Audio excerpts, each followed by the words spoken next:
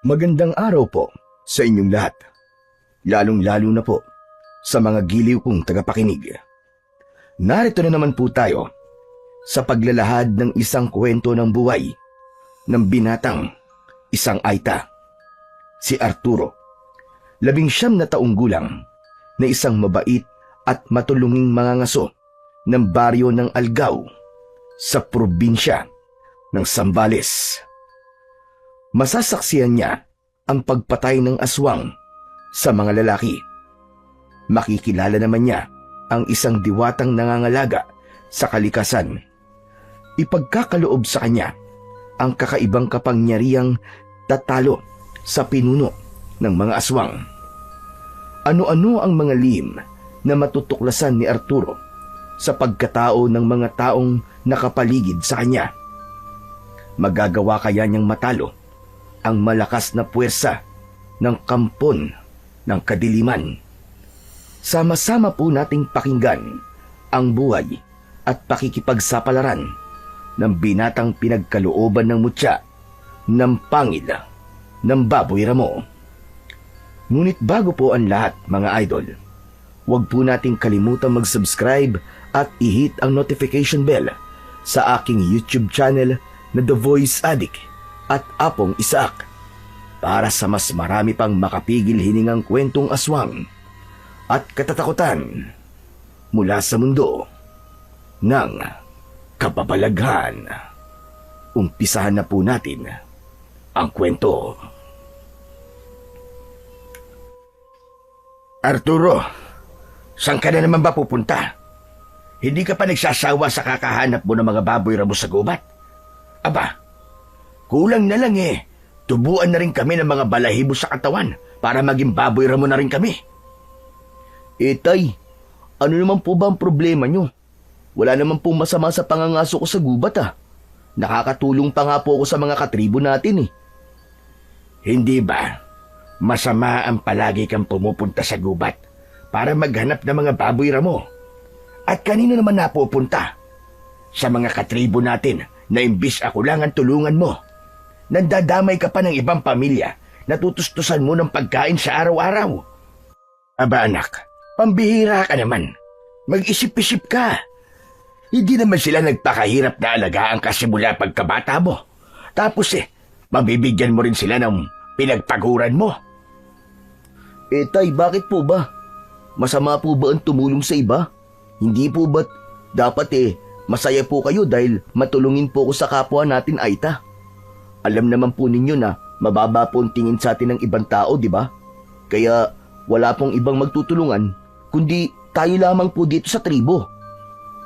Anak, hindi ko naman sinasabing masama ang tumulong sa iba. Ang sakin lang naman wag naman yung madalas. Alam mo bang sa ginagawa mong yan, tinuturuan mo ang mga tao na maging tamad, ang umasa na lamang sa iba. Aba anak, kapag palagi kang ganyan aasa na lamang sila sa'yo. At kapag wala ka nang maitulong sa kanila, sinasabi ko sa'yo Arturo, baliwala ang pagtulong mo sa kanila kapag wala ka nang ibinigay sa kanila. Tay, alam ko naman po na nag-aalala lamang kayo sa akin. Kaya nasasabi niyo po ang mga bagay na yan. Kaya lang po tay masaya po talaga ako sa ginagawa ko Lalo na po kapag nakikita kong nakakakain sila ng mga pagkain na bihira nila matikman. Masaya. Kalokohan mo Arturo. Ang totoo, umiiwas ka lang na tumulong sa akin na magtanim ng singkamas sa bukid. Mabuti pa yung ibang tao natutulungan mo. Samantalang ako, na sarili mong ama. Aba, wala. Halos magkandabaluktot na ako sa pagtatrabaho hindi mo pa rin ako tinutulungan. Maawa ka naman sa akin anak. Kapag nagkasakit ka, walang ibang makakatulong sa'yo, kundi ako lang. Matutulungan po nila ako tay, at baka doble pa po ang balik sa atin. Hindi naman po ako humihingi ng kapalit sa kanila Ang gusto ko lang po ay ang mga aso sa gubat. Nalilibang po kasi ako Saka, tay, kung maaari po sana tama na po ang pagtatalo natin tungkol sa pangangaso ko. Ang mahalaga po ay nakakatulong po ako para sa iba. Isa pa po, Gusto ko po talaga ang ginagawa ko, Tay. Ito lang naman po ang nagpapasaya sa akin eh. Ay nako, ganyan ka naman palagi Arturo. Kapag pinag-uusapan na natin ang pangangaso mo sa gubat, binabaliwala mo ang pag-aalala ko. Kailan ka ba makikinig sa mga payo ko, anak? Siguro, si Pilu na naman ang kasama mo, no? Tay, wala naman pong iba na nagtsatsagang sumama sa akin eh. Kapag naranasan niyo po na makahuli po ng mga baboy ramo, nako, sinasabi ko po sa inyo. Baka sabihin niyo po aaraw-arawin na po ninyo ang pangangaso. Tay, masaya po talaga. Kahit kailan, hindi ako matutuwang mangaso, Arturo. Maawain ako sa mga hayop. Hindi ko nga alam kung saan ka kumukuha ng lakas ng loob para hindi ka makaramdam ng awa sa mga baboy ramo na nahuhuli mo. Matakot ka kapag ang natsyempuan nyo ay isang diwatang nagpapanggap lamang na baboy ramo. Tiyak, pagsisisihan nyo kung bakit kayo nangangaso. Hindi na sumagot ang may 19 na taong gulang na si Arturo sa kanyang ama na si Mang Efren. Upang hindi na humaba ang kanilang pagtatalo, araw-araw nilang pinag-aawayan ang tungkol sa pagtulong niya sa kanyang mga katribo o katutubong Aita. Sa baryo ng Algao, sa probinsya ng Zambales, ay matatagpuan ang malawak na pataniman ng mga singkamas. Yun ang pangunahing hanap buhay ng mga naninirahan sa lugar na yon. Tahimik at mayaman sa produktong galing sa kagubatan, tulad ng balat ng baboy ramo na kadalasan ay pinapatuyo at ginagawang pangsaklob sa likod laban sa init ng araw, lalo na kapag nagtatanim ng mga singkamas. Marami ang pangkat ng tribo ng mga Aita, ngunit mayaman sa paniniwalang pang-elemento at pangitain na kadalasan ay nakikita nila sa panaginip. Pangangaso ang pangalawang hanap buhay sa baryo ng Algao. Ang kanya namang ama na si Mang Efren ay kilala bilang isang mahusay at magaling na mag-alaga ng pananim na singkamas. Kaya sa tuwing nag-aani ito ng pananim ay nakakaranas sila ng konting ginhawa sa buhay. Kaya lang, ang kanilang lupang kinatitirikan ng tribo ay nanganganib ng bawiin ng totoong may-ari nito na si Don Miguel. Pati ang gubat na madalas nilang puntahan para sa pangangaso ay nanganganib na rin na ipasara. Kaya naman, nagtitipid ang mga tao at sama-samang nag-iipon ng salapi para sa pambayad nila sa lupa. Tanging ang pagtulong lamang sa pangangaso ang nagagawa ng binata para makatulong siya sa kanyang mga kasama. Katuwang niya sa pangangaso ang may 20 taong gulang na kaibigan niyang si Pilo. Mahusay ang kanyang kaibigan sa paggawa ng pana at itak. Sa muling pagpapatuloy ng mag-ama sa pag-uusap, ay dinig pa rin ang pangangatwiran ni Arturo. Bakit po, Tay? Hanggang ngayon po ba'y naniniwala pa rin po kayong merong diwata po sa kagubatan? Hindi nga po niya tayo natulungan nung sinalakay ng mga aswangang tribo natin. Si Lolo Bagani lamang po ang lumaban sa kanila at nagtaya ng buhay para sa atin. Siya rin po nag-alaga kay Pilo kahit hindi niya to kadugo. Hindi po ba't kaya naulila sa mga magulang kaibigan ko ay dahil wala naman po talagang diwata na tumulong sa atin? Ay, ewan ko sa iyo, Arturo. Paanong napunta ang usapan sa diwata? Sinasabi ko lang na baka matsyempoan nyo ang diwata. Dahil alam mo kung paano magparusang nilalang na nagbabantay sa kagubatan. Mabuti sana kung kilala kang mabuting tao. Paano kung parusahan ka? Kapag nakaharap mo, ang diwatang madalas na magpakita sa mga tao, kabahan ka na. Dahil sa oras na ikaw ang matsyempoan niya, pahihirapan ka niya hanggang sa matuto ka. Isa pa, huwag mong kalilimutan na may kakayahan ng diwata na magpalit ng anyo. Tay, pasensya na po pero talagang hindi po ako naniniwala na may diwata. Sa kung meron naman po bakit naman po niya ako pahihirapan tumutulong lang naman po ako sa mga nangangailangan. Dahil inuubos mo ang likas na yaman sa kagubatan. Lalo na mga hayop na malaya sanang namumuhay sa gubat.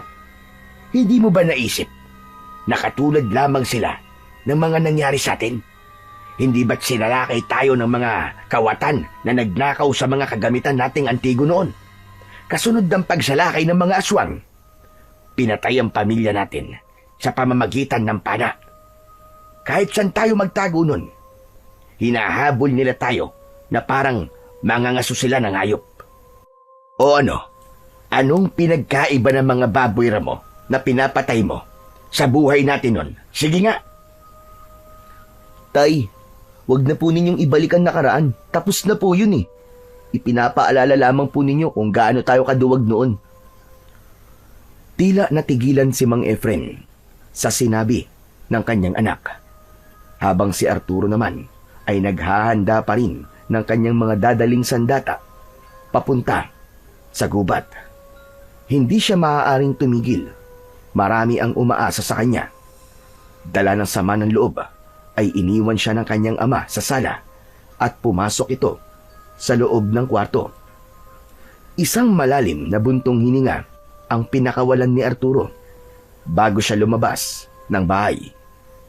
Natanaw niya ang kaibigang si Pilo na kanina pang naghihintay sa kanya. Lumapit siya rito sa labas ng kanilang bakuran. Dala nito ang itak at isang lumang gasera. Tol, parang narinig kong nagtatalo na naman kayo ni Mang Efren ah. Huwag na kaya tayong tumuloy. Baka mapahamak lamang tayo eh. Alam mo naman ang kasabihan ng matatanda, di ba? Malas daw kapag may nagagalit sa pag-alis natin. Pambihira. Pati ba naman ikaw, Pilo, naniniwala sa mga pamahiin na matatanda? Basta, tutuloy tayo ngayon. Noong nakaraan na gabi, hindi tayo natuloy sa pangangaso dahil umuulan. Ngayon, tamang pagkakataon na to para gumala sa gubat. Dala mo naman ang gasera at pana mo, di ba? Sayang kung hindi natin gagamitin. Basta, bigla tuloy akong kinabahan sa lakad natin eh. Tamang-tama lang ang alis natin, Pilo. Maliwanag ang buwan at maaliwalas ang paligid. Ano ka ba naman? Tol, parang kinakabahan talaga ako sa gagawin natin ngayon eh. Tol, alam mo, ngayon lang nangyari sa akin to. Ano ka ba naman, Pilo? Pwede ka naman na hindi sumami. Walang namimilit sa'yo. Saka, ano bang kinakatakot mo? Matagal na natin tong ginagawa. Isa pa, alam mo naman na ito lamang ang paraan para malaman natin ang sitwasyon sa bundok, di ba? Napatango na lamang si Pilo bilang pagsang-ayon nito sa kanyang kaibigan. Ngunit hindi alam ng marami sa kanila na ang pangangaso ni Arturo ay dahilan na lamang ng pagpunta nila sa kagubatan. Dahil ang totoo, naghahanap talaga si Arturo ng katarungan sa mga nangyari sa kanilang pamilya. Aalamin nila kung bakit ipinagbabawal para sa kanila ang pagpunta sa gubat. Kaya naman, gabi-gabing umaalis sina Arturo at Pilo para sa kanilang mga plano sa mga taong naging dahilan ng kamatayan ng kanilang mga mahal sa buhay. Balak nilang hanapin ang kuta ng mga aswang dahil naniniwala silang may itinatago si Don Miguel sa gubat. Kaya pinagbabawalan sila na pumunta roon.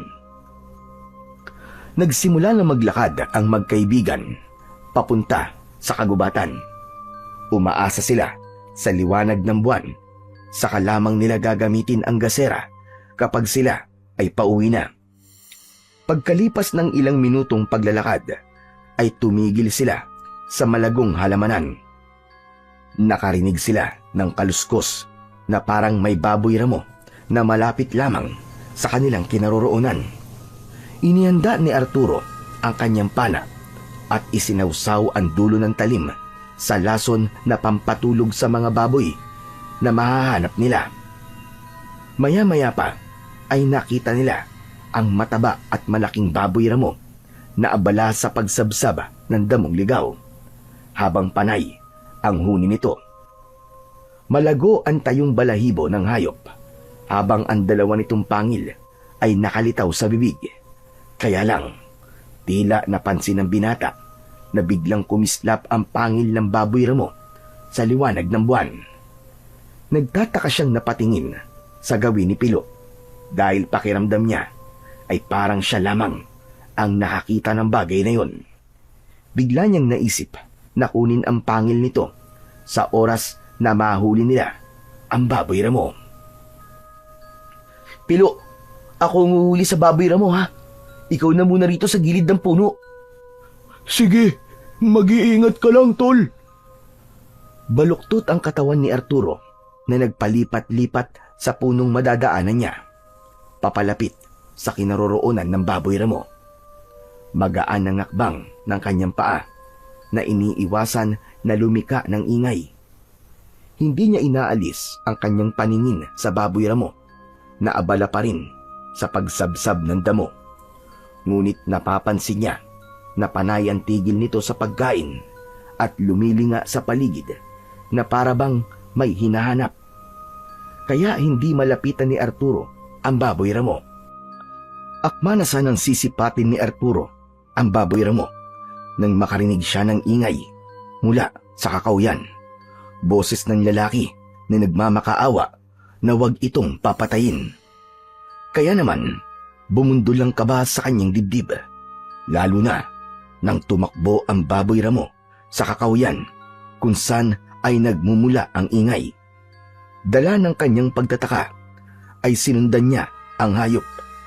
Maya-maya pa ay narating niya ang kinaroroonan ng nagkakagulong mga tao.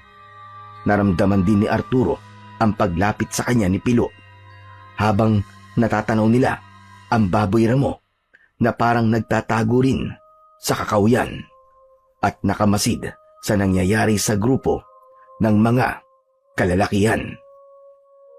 Tol, ano nangyayari? Tignan mo, tol. May mga kalalakihan na tila taga-kabilang baryo. Sa gitna naman ay isang lalaking nagmamakaawa. Ang sabi niya huwag daw siyang papatayin. Nangihingi lang ng tulong ang lalaking yun. Pero ang inisip ng mga kalalakihang yan ay magnanakaw ito. Sa tingin mo, ano ang binabalak nilang gawin sa lalaki? Para kasing maraming dugo ang nasa damit ng lalaking nakaluhod eh. Sa palagay ko, tol, papatayin nila ang lalaki. Tignan mo ang kanyang katawan, oh. Marami rin sugat at pasa sa kanyang balat. Halatang binugbog muna ang lalaki bago dinala rito. Teka, sandali lang, tol. Huwag mong sabihin. Tutulungan mo ang lalaking yun. Huwag na tayo makialam. Baka madamay pa tayo dyan, tol. Pero Pilo, hindi ko kaya manood na lamang dito at hintayin ng mga taong yan na patayin ng lalaki. Kilala mo ako, Pilo. Kapag nasa tama, ang taong inaargabyado ay tinutulungan ko. Pero tol, pag-isipan mo muna na mabuti to. Baka naman nagkamali talaga yung lalaki na yan. Kapag humihingi ng awa ang isang tao, nangangahulugan na napilitan lamang siyang magkamali. Kahit mali siya, hindi ibig sabihin nun na buhay na niya ang kapalit. Diyos lamang ang may karapatang bumawi sa buhay ng tao. Pasensya na, Pilo, ngunit sa pagkakataong to, makikialam na talaga ako. Pero kapag baboy mo ang sasaktan mo, hindi ko naririnig ang mga salitang yan sa'yo, Arturo. Dahil iba ang tao, iba naman ang hayop. Saka, alam mo naman na hindi talaga pangangason sadya natin sa gubat, di ba? Kundi ang paghanap ng hustisya sa pamilyang pinatay ng mga aswang.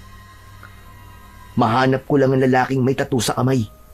Mahahanap ko na rin kung sino ang mga nag-utos sa kanya para patayin ang pamilya natin. Hindi ako titigil hanggat hindi nila pinagbabayaran ng pagpatay nila sa mga magulang mo at sa nanay ko. Natigil sa pagsasalita si Arturo nang biglang sinuntok ng lalaking may hawak na itak ang lalaking sugatan at nakaluhod sa lupa. Bumagsak ito sa gitna ng mga kalalakihan. Binugbog ng 6 na lalaki ang lalaking sugatan hanggang sa mamilipit ito sa labis na sakit. Akma na sanang iaangat ni Arturo ang kanyang pana nang biglang napansin niya ang paghaba ng pangil ng lalaking sugatan. Kitang-kita ni Pilo na biglang pumula ang mga mata ng lalaki. Hindi yun napapansin ng mga kalalakihan na abala sa pagsipa sa katawan ng lalaki. Kaya naman, sa muling pagsuntok ng mga lalaki sa nakahigang sugatang lalaki, ay nasalo nito ang paa ng mayabang na lalaki kanina. Isang kagat ang tumama sa binti ng lalaki. Nabaklas nito ang balat ng kalaban at napaupo sa lupa habang walang tigil sa pagsigaw dahil sa sakit. Habang ang 5 lalaki naman ay muling umatake sa nakaupong lalaki. Lumaban ang lalaking sugatan at sa isang iglap, nakagat nito isa-isa ang mga kalaban sa binti. Hindi pa ito nasiyahan at pinagsasasakmal nito ng kagat ang leeg ng mga nambugbog na kalalakihan. Anak ng putya, oo. Aswang nga na paglaruan nila. Diyos ko, delikado sila ngayon. Anong gagawin ko, Pilo? Tol, wala tayong ibang gagawin kundi ang tumakas at lumayo na sa lugar na to. Baka madamay pa tayo dito. Nakita mo namang mali ang mga lalaking yun, di ba? Ipinagtanggol lamang ng aswang ang kanyang buhay. Kaya nararapat lamang sa kanila yan. Nakakuha sila ng katapat. Pero, papatayin niya ang mga lalaking yun. Hindi ko siya dapat hayaan. Kailangan mapigilan siya. Hindi nga nagkamali si Arturo. Nakita nilang winakwak ng aswang ang tiyan ng mga lalaking namimilipit sa sakit dahil sa tama ng kagat sa katawan. Galit na galit ang aswang na kinuha ang laman loob ng mga lalaki at ikinalat lamang yon sa lupa. Ang hindi niya inaasahan ay ang pagsugod ng baboy ramo sa aswang. Kitang-kita nilang naglalaban ang 2 nilalang. Yun din ang kauna-unang pagkakataon na nakakita sila ng tunay na labanan. Natalo ang baboy ramo. Bumagsak ito sa lupa. Akma na sanang sasaksakin ng aswang ang tiyan ng baboy ramo gamit ang mahahaba nitong kuko. Agad na nagpakita si Arturo para pigilan ang aswang. Nakatutok ang kanyang pana sa muka ng nilalang habang hindi ito umaalis sa ibabaw ng baboy ramo. Nakangisi itong umaangil na parang isang mabagsik na halimaw. Hoy! Ikaw na halimaw ka! Sapat na ang ginawa mong pagpatay sa mga lalaking ng bugbog sa'yo. Pero pati ba naman ang baboy ramo na yan ay papatulan mo? Dahan-dahan na tumayo ang aswang. Nakalitaw ang malalagari nitong mga ngipin habang tumutulo ang malapot nitong laway na may kasama pang dugo. Ang mga mata nito ay mapupula na tila nagbabagambol ang apoy. Ang kuko ng aswang ay mas lalo nitong ibinuka habang nakadipa ang mga braso, handang umatake sa kanyang kinaroroonan. Hindi yata alam ng aswang na asintado siya sa paggamit ng pana at ang kanyang palaso ay sigurado niyang tatama sa noo ng aswang.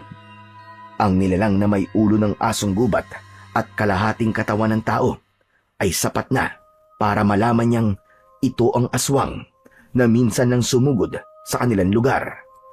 Ngunit ang mas nagpainit sa kanyang galit ay nang makita niya ang tato ng aswang sa braso.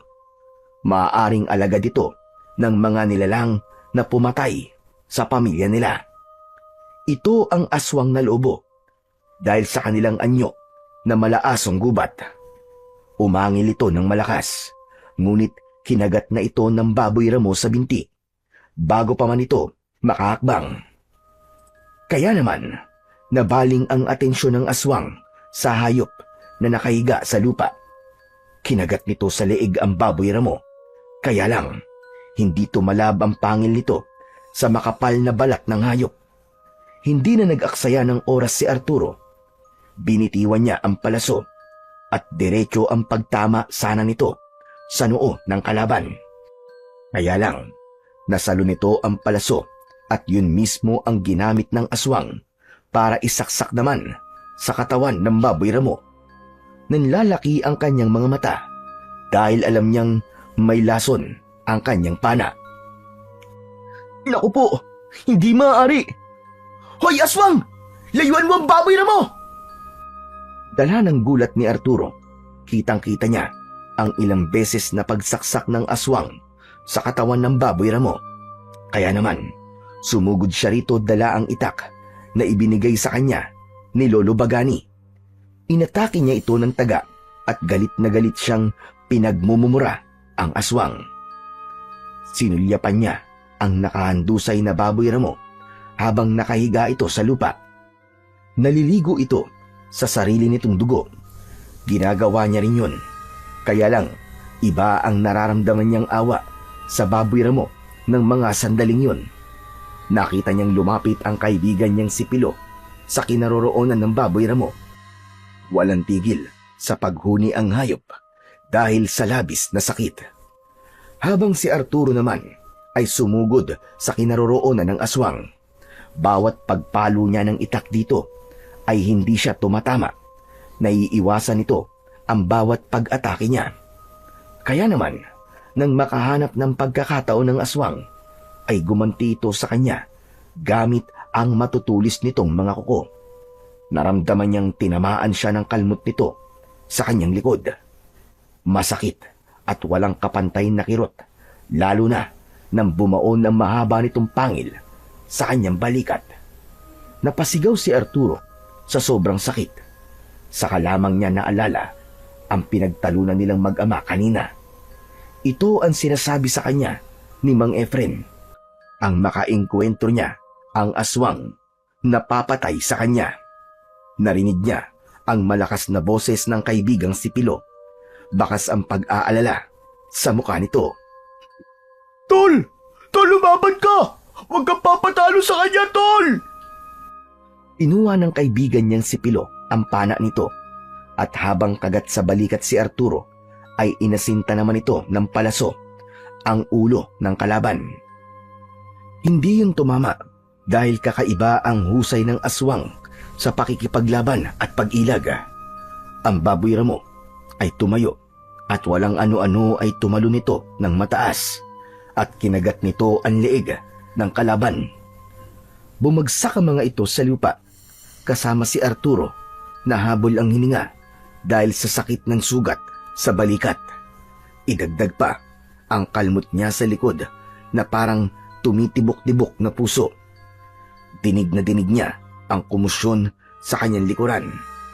Habang nagpapambuno ang dalawang nilalang, pinilit niyang tumayo habang si Pilo ay tinututukan ng malapitan ng palaso ang nakahigang aswang na abala pa rin sa pakikipaglaban sa baboy ramo. Dinampot ni Arturo ang nabitiwan niyang itak at lumapit siya sa mga ito. Isang malakas na pagtaga ang ginawa niya sa katawan ng aswang at tumama yon sa braso nito. Naputol niya ang kaliwang braso ng aswang. Kaya naman, bumangon ito habang umaangil at inatake siya nito ng kagat. Subalit naiwasan niya yon. Gumanti si Arturo ng taga sa balikat nito. Dahil nangihina na ang katawan ng aswang, hindi na nito nailagan ang pagtama ng kanyang itak sa katawan nito. Bumagsak ang aswang sa lupa habang nag-aagaw buhay na malalim ang hinga. Umiyak ito at nagsalita na sinabing nagawa lamang nitong magnakaw ay dahil sa anak nitong may sakit. Aswang sila pero hindi sila masama. Napilitan lamang itong lumaban sa mga lalaki dahil balak itong patayin ng mga ito. Ang lahat ng galit ni Arturo ay nawala at napalitan ng pagsisisi. Pakiramdam niya, siya ang nagkamali. Habang ang baboy ramo na nakahandusay sa lupa ay unti-unting nagkaroon ng liwanag sa buong katawan. Teka, anong klaseng nilalang ka? Bakit nagliliwanag ang buong mong katawan? Sino ka? Tol, Diyos ko po, isa siyang diwata. Isang diwata ang baboy ramo na yan, nakatitiyak ako. Hindi na halos humihinga si Arturo habang nakatitig sa nakalutang na nilalang. Lumapit ito sa tabi ng aswang at hinaplos ang muka. Saka lamang napansin ni Arturo ang itsura ng aswang. Tila nalulungkot din ng diwata sa pagkamatay ng aswang na lobo. Nanghihinang napaupo sa lupa si Arturo nang malagutan ng hininga ang aswang. Dilat ang mga mata nitong nakahawak ang isang kamay sa dibdib, habang ang mga mapupulang mata ay inagusan ng luha. Parang pinipiga ang dibdib ni Arturo ng mga sandaling yun sa labis na pagsisisi, habang ang kanyang paningin ay muling nabaling sa nilalang na bumaba sa lupa. Mula sa pagiging hayop ay naging isang magandang babae ito. Maraming bulaklak sa ulo na nakadagdag sa napakaamo nitong muka. Ngunit kapansin-pansin ang singkit na mga mata at mataas nitong tenga. Mahaba ang alun-alun na buhok, sapat na para malaman na isa talaga itong diwata. Mahal na diwata, patawarin niyo po ako. Nagkamali ako. Hindi ko po sinasadya maniwala kayo sa akin. Wala ka namang kasalanan, Arturo. Ginawa mo lang ang sa tingin mo ay tama. Kahit na aswang siya, mali pa rin ang pumatay ng tao. May pagkakataon na siyang tumakas kanina. Pero ang ginawa niya, pinatay niya ang mga lalaking nagparusa sa kanya. Pero kayo, nasugatan ko po kayo kanina. Sino po ba talaga kayo? Kayo po ba talaga ang sinasabing diwata ng kalikasan? Hindi po ako naniniwala sa mga diwata eh. Pero nang makita ko po kayo, totoo po pala kayo. Pasensya na po talaga. Patawarin niyo po ako. Oo, Arturo. Totoo ako. Totoo ang mga diwata.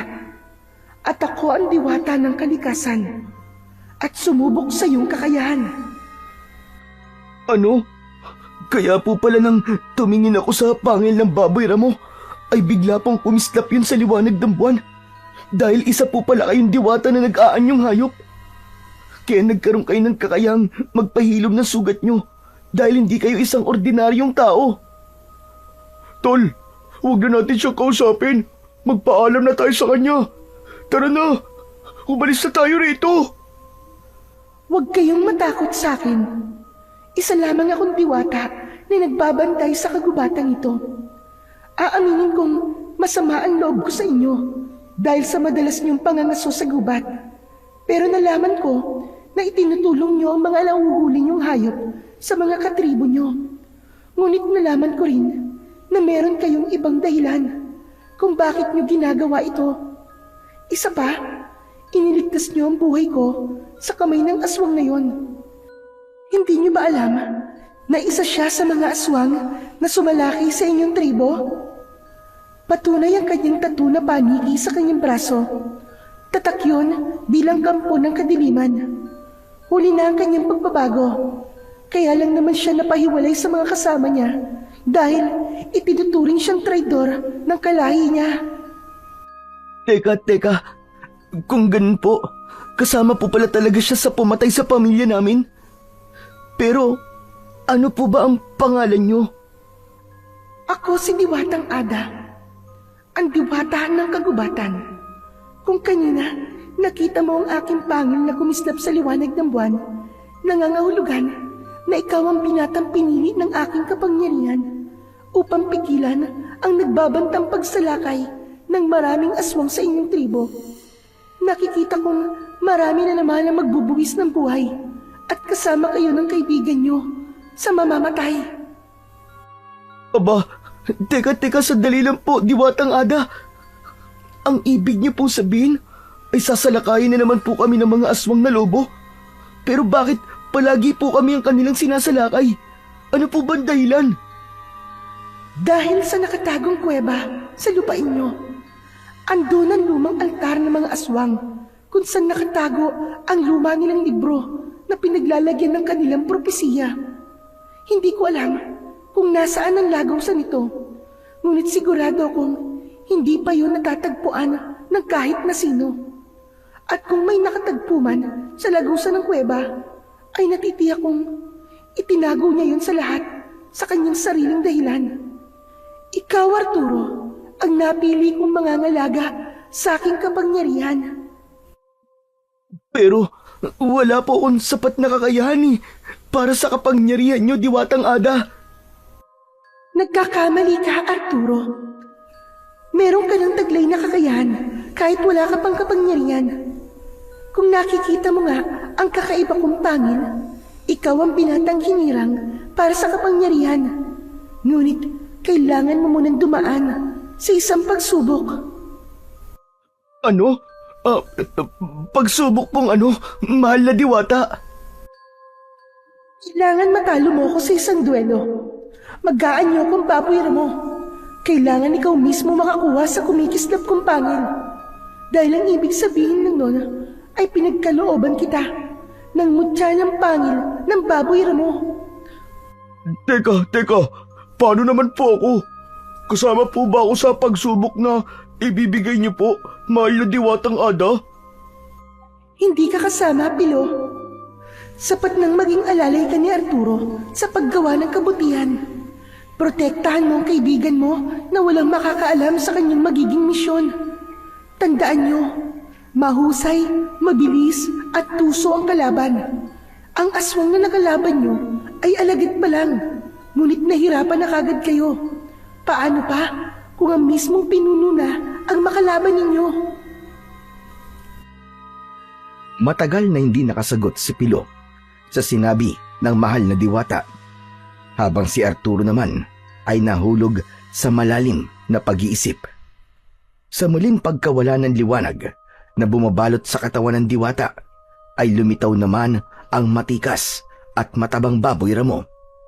Nawala ang mga sugat sa katawan nito.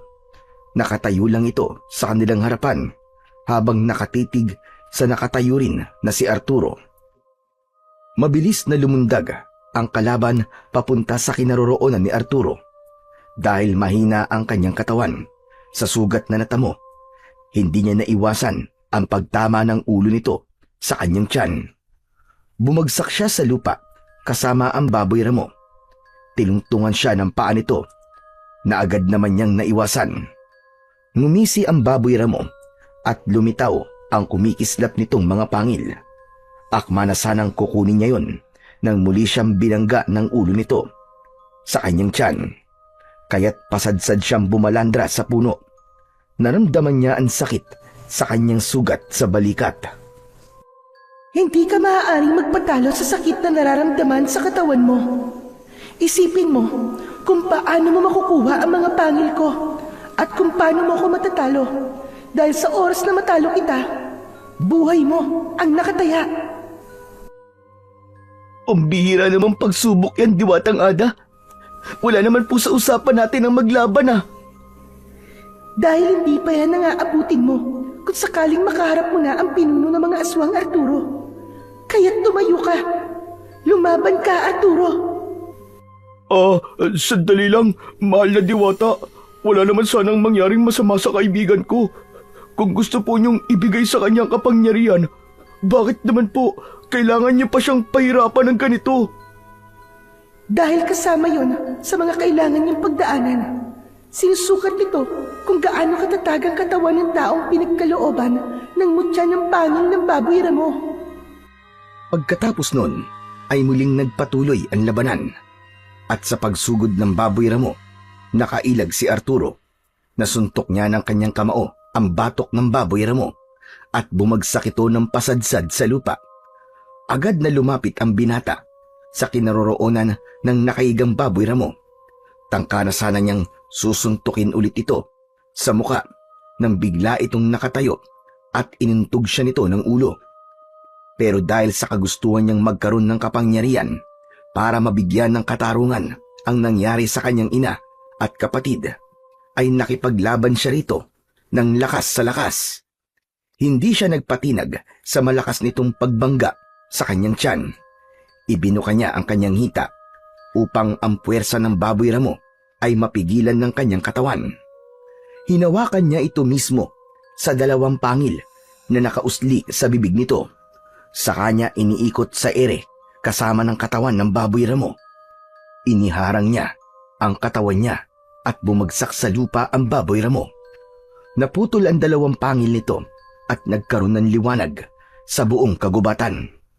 Nasilaw si Pilo. Hindi rin ito makapaniwalang nagawa ni Arturo na makuha ang pangil ng baboy ramo.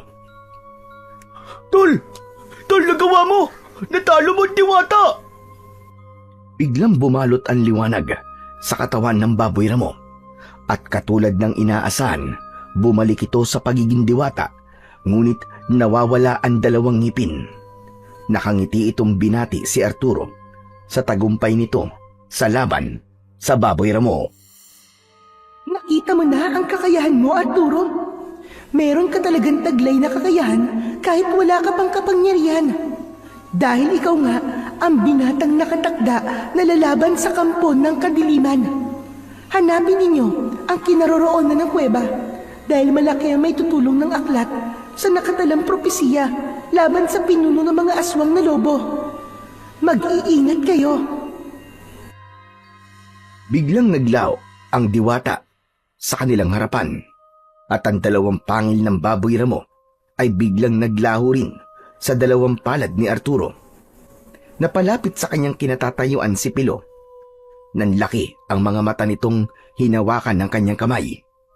Hinahanap nito ang naglaho na pangil sa kanyang palad. Anak ng... Pambihira naman, Tol! Naglaong bigla ang dalawang pangil! Grabe naman ang kababalagang nangyari sa atin ngayon. Tol, baka kailangan na nating umuwi sa bahay. Natatakot na ako. Baka hindi lang diwata ang makita natin sa gubat na to eh. Pinagmasdan muna ni Arturo ang mga nakahandusay na katawan ng mga lalaking pinatay ng aswang na lobo. Hindi nila alam kung paano niya ipapaalam sa kanilang kapitan ang nangyari sa katawan ng mga lalaki. Ngunit alam din naman ng kanilang punong barangay na sadyang may mga nilalang sa dilim na patuloy na namiminsala sa mga tao. Mabigat ang kanyang paa na naglakad pa uwi sa kanilang bahay. Iniwan nila ang mga namatay na biktima at dumiretso sa bahay nila kasama ang kaibigang si Pilo. Hindi muna sila pumasok sa loob ng kanilang bahay. Sa halip ay nag-usap muna sila ni Pilo sa puno ng mangga na merong upuan na gawa sa kahoy. Nakatanaw sila sa kakawyan at ramdam na ramdam ni Arturo ang pananakit ng kanyang sugat sa balikat at sa likod. Tol, ano kaya kung gamutin ko muna ang mga sugat mo sa likod at balikat? Ano sa tingin mo? Salamat. Mabuti pa nga at gamutin mo na ang sugat ko. Kanina ko pang tinitiis ang sakit eh. Alam mo hanggang ngayon, hindi pa rin ako makapaniwalang mangyayari sa akin yun eh. Ang daming nangyari, grabe. Hindi mawala sa isip ko ang aswang na napatay ko kanina. Paano kung may anak nga siyang naghihintay sa kanya? Parang ako pa ang naging dahilan kung bakit nawalan ng ama yung bata. Bakit ba nakukonsensya ka, Tol? Naisip mo ba kung ilang buhay ang kinuha ng aswang na yon bago mo siya napatay? Kulang pa ang buhay niya sa mga buhay na nawala sa atin. Kung nalaman ko kagad na siyang sumalakay sa baryo natin, baka ako pa mismo ang pumatay sa kanya. Ang dapat mong isipin ngayon ay kung paano mong magagawa ang misyon. Hindi biro ang mga aswang na makakalaban natin. Alam ko naman yun, pare. Kaya lang, hindi ko pa rin maiwasan ng hindi mag-alala. Saka nakita mo ba kung gaano kalakas ang diwatang si Ada? Kung paano niyang natalo ang lason sa pana at kung paano niya napagaling ang kanyang sarili. Kung meron siyang ganong kapangyarihan, bakit kailangan pa niyang hanapin ang binatang hinirang para sa mutya ng pangil ng baboy ramo? Hindi ba't nakapagtataka naman yun, Pilo? Kung sa bagay, may punto ka naman, Arturo. Kaya lang, ang paglaho ng pangil sa mga palad mo ay palatandaan na ang mutya na mismo ang nagbigay sa'yo ng kapangyarihang yan. Gawin na lang natin ang lahat para magawa mo ang tungkuling nakaatang sa balikat mo. Tol, huwag kang mag-alala. Palagi mo kong kasama at magtutulungan tayo. O sige na, tanggalin mo na muna ang damit mo nang magamot ko na ang sugat mo. Mabuti na lamang at palagi kong dalaan langis na panggamot sa sugat. Kaya nga, malaki na talaga ang utang na loob ko sa'yo, Piloy. Teka, kumusta nga pala si Lolo Bagani? Ayun, palagi na lamang nakahiga sa kanyang katre. Masipag pa rin siyang gumawa ng mga gamot at palagi pa rin nagbabasa ng aklat natin sa tribo. Bilib din ako kay Lolo Bagani dahil kahit 70 taong gulang na siya, malakas pa rin. Ang tinutukoy na si Lolo Bagani ay ang pinakamatandang lalaki na nabubuhay sa kanilang tribo. Kung minsan ay tinatawag nila itong elder dahil sa katandaan nito. Mabait at mahilig sa pamahiin ang matanda. Nang sumalakay ang mga aswang sa kanilang tribo, ay ito mismo ang lumaban para sa kanila. At kaya sila nabubuhay ngayon ay dahil ito rin ang nagligtas sa kanilang lahat. Naisip ni Arturo na kung kakausapin nila ang matanda, ay malalaman nila kung nasaan ang lihim na kuweba na siyang binabalik-balikan ng mga aswang. Teka, sa tono ng pagtatanong mo, Arturo, parang pareho tayo ng naiisip na gawin ah. Tama ka, pare. Baka alam ni Lolo Bagani kung nasaan ang lihim na kuweba para mahanap natin ang aklat ng propesiya ng mga aswang na lobo. Malakas ang kutob kong nakatala roon kung paano natin sila matatalo at ang pinuno nila. At kung ano ang dapat gawin ng taong hinirang para sa mutya. Ipinagpatuloy ni Pilo ang panggagamot sa kaibigan hanggang sa matapos yun at nagpaalam sa isa't isa. Si Pilo rin ang bahalang magsabi sa kanilang kapitan ng mga nangyari sa gubat. Inihatid ni Arturo ng tanaw ang papalayong kaibigan bago siya pumasok sa kanilang bahay. Tinilip ni Arturo ang kanyang ama. Nakahiga itong patagilid sa kanyang pintuan at humihilik dahil sa lalim ng tulog nito. Maya-maya pa ay nagpasya na siyang pumasok sa loob ng kanyang silid. Saka nagpalit muna ng damit bago nahiga sa katre.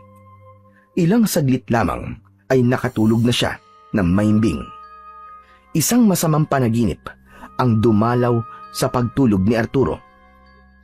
Meron daw guguhong bato na malapit sa bahay ni Lolo Bagani at madadaganan nito ang matanda hanggang sa mamatay. Napabalikwas ng bangon si Arturo sa bahaging yun ng kanyang panaginip. Ang mga Aita ay may paniniwala sa mga panaginip. Yun din ang nagsisilbi nilang babala sa mangyayari pa lamang sa hinaharap. Ang kanyang panaginip ay malinaw na babala para sa kanya na dapat niyang mailigtas ang matanda sa tiyak na kapahamakan. Yun ang unang pagkakataon na naranasan niyang managinip na parabang totoong-totoo. Hindi napansin ni Arturo na si Mang Efren ay kanina pang nakaupo sa tabi niya.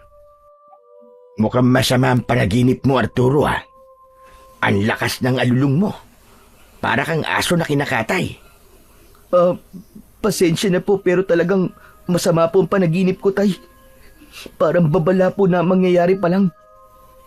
Tay, guguho po mga bato mula sa bundok at madadaganan po ang bahay ni Lolo Bagani. Abay dapat palang masabihan si Pilo para maging alerto sila sa kanilang paligid. Teka, ano yan? Na paano ba yung balikat mo? May dugo oh. Mayroon ba nangyari sa inyo kagabi? Opo, meron po, Tay. Nakakita kami ng aswang na pumatay po sa 6 na lalaking nagparusa sa aswang. Hindi nila alam na ang lalaking binugbog nila ay isa palang aswang na lobo. Ano ka mo? Saan mo nakuha ang sugat na yan? Nilabanan ko po ang aswang at napatay ko po siya, Tay. Pero 6 na lalaki ang naging biktima niya. Hindi ko po sila nailigtas. Namatay po silang lahat. Ba't tinamaan ka ng lintik na lalaki ka? Paano kung ikaw naman ang napatay ng aswang na yun? Kaya nga sinabihan na kita na huwag ka nang lumalabas pa ng gabi. Pambihira ka naman, oo. Mabuti na lang at yan lamang ang tinamo mo. Eh kumusta naman si Pilo? Nasugatan din ba siya? Hindi po siya nasugatan, Tay. Mabuti na lang po talaga at natalo ko po ang aswang. Talagang mabuti at buhay ka pa hanggang ngayon. Eka, nasabi niyo na ba kay Kapitan ang mga nangyari sa inyo kagabi? Opo, Tay. Si Pilo na raw po ang bahalang magsabi kay Kapitan. Siya nga po pala, Tay. Pupunta po muna ako sa bahay ni Lolo Bagani, Mahalaga pong malaman yan tungkol sa panaginip ko eh. O sige, ikaw ang bahala. Bilisan mo lang at sumunod ka sa taniman ng singkamas. Tulungan mo akong mag-ani ng singkamas at nang maibenta natin sa palengke. Tumayo ang kanyang ama mula sa pagkakaupo nito sa gilid ng kanyang katre bago ito tuluyang lumabas ng kanyang silid at naghanda ng mga dadalin papunta sa taniman nila ng singkamas. Kahit masakit pa rin ang sugat ni Arturo, ay naghanda siya ng mga dadalin na gamit papunta sa bahay ng kaibigan. Madalas siyang pumupunta sa bahay ni Lolo Bagani, pero kahit kailan ay hindi pa siya nakikipag-usap sa matanda. Kakaibang manalita ang lolo ni Pilo. Palaging may tono na parang sa lumang aklat. Malalim at makahulugan, kaya hindi niya iniintindi ang sinasabi nito. Naunang umalis si Mang Efren, bago naman sumunod si Arturo. Maya-maya pa, ay naramdaman ni Arturo ang kanyang sarili na parang magaan ang kanyang katawan. Dala niya ang itak at pana na madalas naman niyang hawak kapag umaalis siya. Masukal ang gubat at tanging huni lamang ng mga ibon ang naririnig niya. Bigla rin ang pagkulimlim ng langit na parabang nagbabanta ang pagbagsak ng ulan. Kaya naman, mas lalong binilisan ni Arturo ang kanyang paglalakad. Pambihira naman panahon to. Ngayon pa talaga uulan. Hindi nagtagal ay nagsimula na ngang pumatak ang ulan. Kaya mabilis na tumakbo si Arturo para makarating sa tirahan ni Lolo Bagani. Ngunit pagdating niya roon ay saktong nagkakagulo ang mga tao sa paglikas sa kanilang mga bahay. Nakita niyang nagbabagsakan ang mga bato mula sa itaas ng bundok dahil sa ulan na nagpalambot sa lupa. Katulad yun sa kanyang panaginip. Kaya naman, mabilis siyang pumwesto sa gilid ng dalawang bahay na nakita niya sa panaginip na unang mababagsakan ng malaking bato. Halos kasing laki ng bahay kubo ang mga batong bumabagsak. Hindi nga siya nagkamali. Buong lakas niyang pinigilan ang mga bato na tatama sana sa bahay ni Lolo Bagani. Hindi niya napapansin ang kakaibang lakas ng kanyang katawan na parabang nagbubuhat lamang siya ng papel. Hindi niya namamalayan na pinapanood na siya ng mga tao kung paano niyang baliwalang itinatapon sa malayo ang mga naglalaki ang mga bato. Parang hindi siya napapagod. Natulala ang matanda at panay ang pagsigaw, pero hindi niya nakita ang pagbakas ng pagtataka sa mga mata nito. Para bang alam na ni Lolo Bagani na mangyayari yun. Ana, ang binatag hinirang. Dumating na siya. Lolo, ano po ba sinasabi niyo? Hindi niyo po ba nakikilala si Arturo? Kilala ko siya, Pilo. Isa siyang binata na duwag doon. Ngunit ngayon, ibang tao na siya.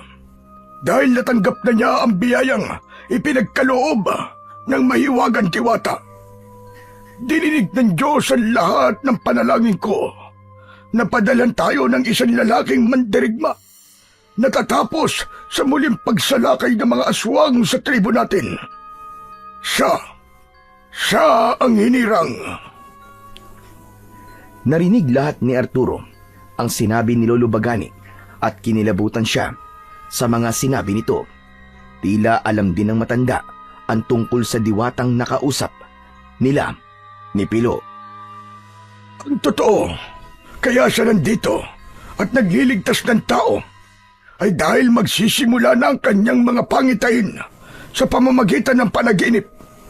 Kaya makapaghahanda na siya bago pa man sumalakay ang mga aswang. Matinding pagsubok ang kakaharapin ng kaibigan mo, Pilo, sapagkat ang pinuno ng aswang na lobo ay lubang mas malakas sa kanya ng 3 beses. Yun ang dahilan kung bakit mas pinili ni Diwatang Ada na maghanap ng binatang kayang tumapat sa lakas ng pinuno ng aswang. Kung ganun, ay kilala niyo rin po pala si Diwatang Ada, Lolo. Sino naman ang hindi makakakilala sa isang diwatang nagsakripisyo ng kapangyarihan para mailigtas tayong lahat at hindi tuluyang mapaslang ng mga aswang na umatake sa atin noon. Ang dahilan kaya tayo nabubuhay ay dahil minsan na tayong iniligtas ng diwata. Pero kayo po nagligtas sa amin, di ba, Lolo Bagani? Ako lang ang nakakaalam ng lahat, Pilo. Habang abala pa rin si Arturo sa pagsalo sa mga bato, ay abala rin ang maglolo sa pag-uusap na naririnig naman ng binata kahit malayo siya sa mga ito. Yun ang isa sa mga kakayahang nararamdaman niya pagkatapos na mapunta sa kanya ang mutya ng pangil ng Baboy Ramo. Nagsipag-iyakan ng mga tao nang makitang nailigtas ni Arturo ang mga katribo laban sa mga batong gumugulong. Lahat ay nagulat sa ipinakitang lakas ni Arturo. Marami ang humanga sa binata at bilang pasasalamat sa kabutihang ipinakita niya, ibinigay sa kanya ang kakaibang pana na pumatay sa pinakamalupit noon na pinuno ng aswang. Yun ang pinakamahalagang pag-aari ng kanyang mga kasama sa larangan ng kagamitang pandigma. Marami pong salamat sa panang ito, Lolo Bagani. Isa pong karangalan ang mabigyan po ng ganitong sandata. Tinagot ni Lolo Bagani ang sinabi na yon ni Arturo. Isa daw yung pagkilala sa kanyang kabayanihan at dahil doon ay mas lumakas ang paniniwala ng mga tao na siya nga ang binatang hinirang na lalaban sa mga aswang. Dumating na, mga kasama, ang bago nating tagapagligtas. Sinasabi ko na nga ba't dinidinig ng Panginoon ang ating mga dalangin. Hindi na tayo mag-aalala sa muling pagsalakay ng mga aswang sa tribo natin. Teka, sandali lang po, Lolo Bagani. Paano niyo po nalaman na ako po ang binatang hinirang?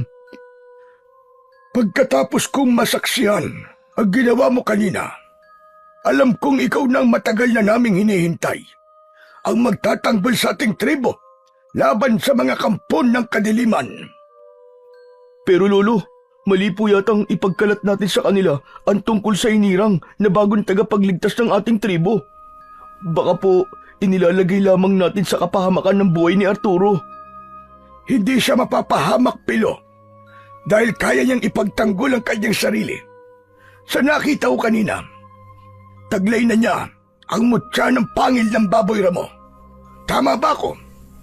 Yun ang kapangyarihang lalabas sa kanyang mga kamay kapag malalagay siya sa panganib. Magagamit niya ang dalawang pangil ng Baboy Ramo laban sa mga aswang. Kailangan lamang mahanap ang lumang aklat ng propesiya ng mga aswang. Nagkatinginan ang magkaibigan dahil yun naman talaga ang pakay ni Arturo kung bakit siya pumunta sa bahay ni Lolo Bagani. Ang tanungin ng matanda ng tungkol sa kahalagahan ng aklat at kung nasaan ang lihim na kuweba. Ngunit nagulat sila nang biglang may dumating na kalalakihan para guluhin ang kanilang tribo. Ayon sa mga ito ay lumayas na sila sa lupain na pag-aari ni Don Miguel. Ngunit humarap si Lolo Bagani. Nabigla sila nang bigla na lamang pinagbuhatan ng kamay ang matandang walang kalaban-laban. Umalma si Pilo na bakas ang galit sa muka. Teka, sobra naman na yata ang pagpapaalis niyo sa amin at kailangan pa ninyong malakit na matanda. Nasaan ang mga papel niyo na magsasabing kailangan na naming lumikas sa lupain ito? Ni wala nga kayo may pakitang katibayan na sa inyo ang lupain na to. Naging mayabang ang lalaking payat na may kasamang mga armadong lalaki. Nagmamatigas ito na matagal na silang pinapalayas ng matanda sa lupain na yon. Sila lang daw ang nagmamatigas. Ang ginawa pa nito ay kumuha ng isang babaeng aita at walang awa nitong hinalikan sa harap ni Arturo. Tuluyan ng hindi nakapagpigil sa galit si Arturo. Agad na lumipad ang kanyang kamao sa mukha ng payat na lalaki at bumagsak ito ng pasadsad sa lupa. Nagalit naman ang mga kasama nito, kaya naman Sumugod ang mga ito sa kinatatayuan ni Arturo. Pinagsususuntok nila sa tiyan at dibdib ang binata. Hindi naman natinag si Arturo sa kanyang kinatatayuan. Sa halip, gumanti siya sa mga ito ng ubod lakas na suntok. Tumama ang kanyang kamao sa dibdib ng mga lalaki. Parang tinamaan ng mga ito ng malalaking bato sa dibdib at bumagsak sa lupa dahil hindi nila kaya ang lakas ni Arturo. Sinubukan ng mga ito na paputukan sila ng baril. Kaya lang, mabilis na kumilos sina Pilo at Arturo. Naagaw nila kagad ang mga armas ng mga ito at naibigay sa mga lalaking Aita na pinagtawanan ang kahinaan ng mga lalaking nanggugulo sa kanila. Dala ng galit ay nagbanta ang mga ito na babalik sila at sisiguraduhin daw na mapapatay ang magkaibigan. Sinong tinakot nyo? Hihintayin ko ang pagbabalik nyo, mga inutil. Akala nyo masisindak nyo kami? Huwag na kayong bumalik, mga bangaw! Dahil hindi kami natatakot sa inyo! Umaripas ng takbo ang mga lalaki at naiwan ang kanilang armas. Ito ang sinasabing tauhan ng matanda na madalas na nanggigipit sa kanila para mapalaya sila sa kanilang tribo. Nakarating sa kanilang kaalaman na balak ng mga ito na magtanim ng marijuana sa kanilang lugar. At yun ang dahilan kung bakit nagmamatigas pa rin sila sa lupang alam nilang hindi nila pag-aari. Maraming buhay ang masisira kapag natuloy ang proyekto at hindi alam yun ng kawani ng gobyerno dahil malaki at malawak ang impluensya ni Don Miguel. Nang tuluyang maglaho sa kanilang paningin ang mga kalalakihan ay si Lolo Bagani ang nagtago sa mga armas na balak nilang isuko sa mga pulis. Kaya lang, naisip ni Arturo na pwede nilang magamit yon para protektahan ng kanilang buhay laban sa masasamang tao. Ang mabuti pa ay pumasok muna kayo sa loob ng bahay, Arturo. Alam kong hindi ito ang dahilan kung bakit ka na parito. Opo, Lolo Bagani. Kailangan po namin ng tulong nyo. Tipilo ang nagdala ng mga baril at sumunod sa kanila sa paglalakad papasok sa bahay ang matanda. Malawak ang loob ng bahay ni Lolo Bagani na gawa sa kugon at kawayan.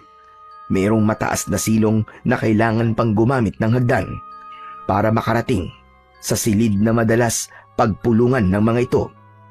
Isang Aita ang lahi nila ni Pilo, kasama ng kanilang pamilya. At si Lolo Bagani ang patunay na mahaba ang buhay ng mga katutubo dahil naniniwala sila sa iba't ibang pamahiin. Maya-maya pa ay nakarating sila sa isang silid na mayroong nakapatong na sinaunang aklat sa istante. Naupo sila sa bangko sa harap ng pahabang mesa. Matagal ko nang inilihim ang tungkol sa kuweba. Hindi ba't yun ang gusto nyong itanong sa akin, Arturo? Napakunot ang noo ni Arturo sa tanong na yun ng matandang lalaki. Para bang nababasa nito ang iniisip niya. Kaya naman, makahulugan siyang napatingin sa kaibigang si Pilo. Pero nagkibit balikat ito na ang ibig sabihin ay hindi rin ito alam kung paanong nalaman ng matanda ang tungkol sa lihim na kuweba. Hanggang ngayon ay wala pang nakakaalam sa lihim na kuweba. Pero wala naman yon sa lupang ito.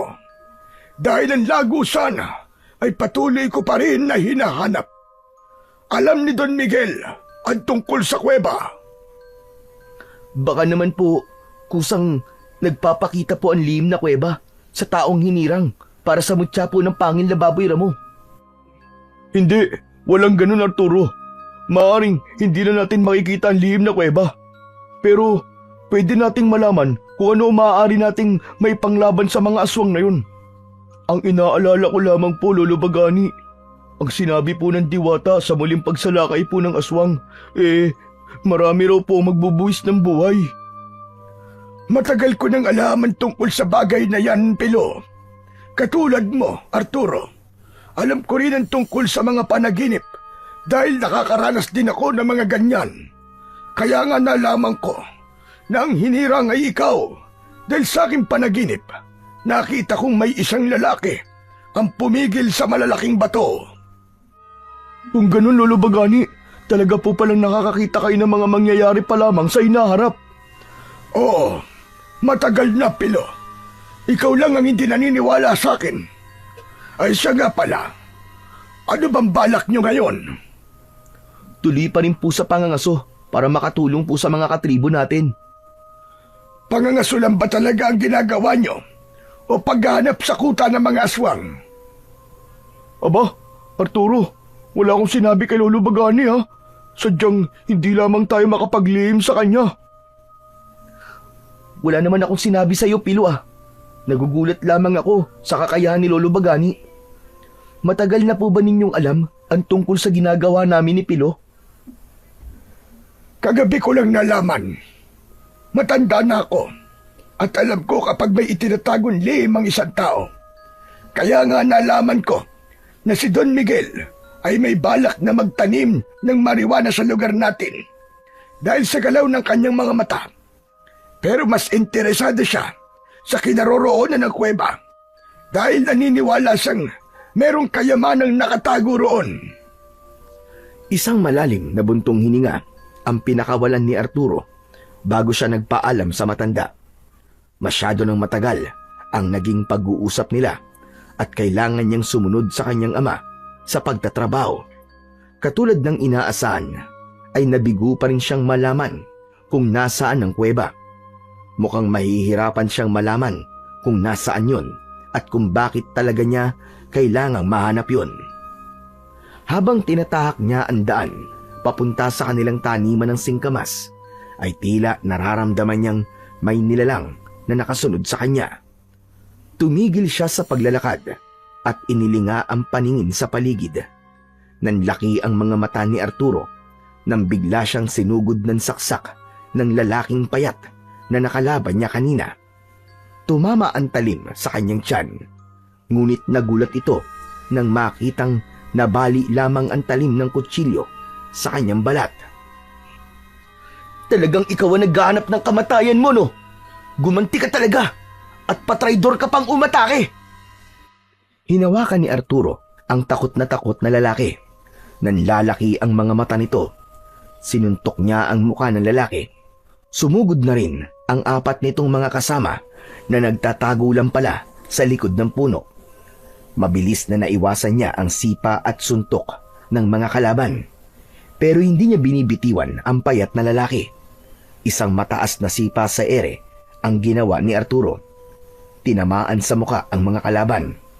Bumagsak sa lupa ang dalawang lalaki, habang ang dalawa pang natitirang kasama nito ay tangkasan ng susugod sa kanya. Ibinato niya ang payat na lalaki sa mga ito. Kaya naman, sabay-sabay silang bumagsak ng pasadsad sa lupa. Sakto namang dumating si Pilo at dala ang naiwan niyang pana. Oh, Tol! Ano nangyari? Ang lintik na mga ito eh. Inabangan ako sa gubat at sinubukan akong saksakin. Tinamaan ako sa tiyan. Ah? Teka, nasa na sugat mo sa tiyan, Arturo? Yun na nga ang pinagtataka ko eh. Nabali lamang ang talim at hindi tumalab sa aking balat. Kung ganun pala, taglay mo ang balat ng baboy ramo.